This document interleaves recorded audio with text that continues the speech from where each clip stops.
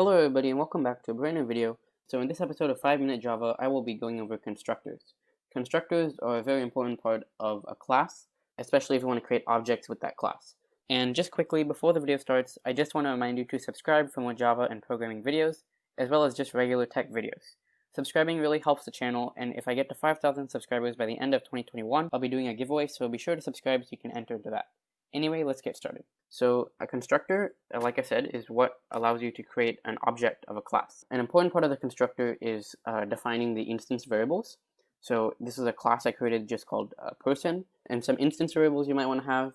Again, instance variables change based on the object. So you may want to have like a private string name, and then a private int age.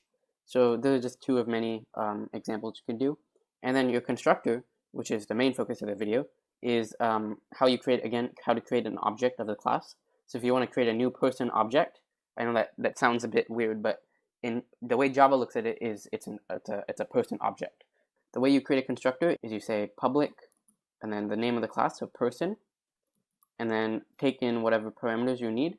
So in this case, you want the user to specify what the name and age of the person are. So string name and int age. And it's very important that this is public, because otherwise your class can't be referenced.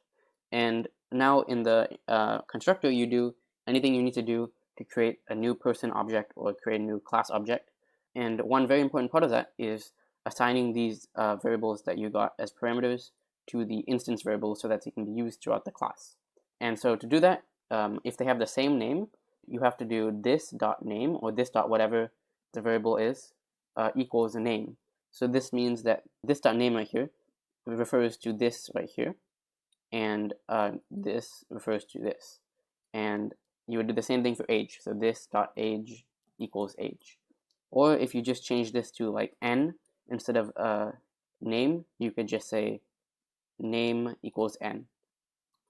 And that would do the same thing because this name is referring to this, and n is right there. And now I'll show you how to actually use the constructor. So if I created a main method, public static void main string args, then I could create a new person object by saying person, I'll call it Simplech, equals new person. So that's using the constructor right here.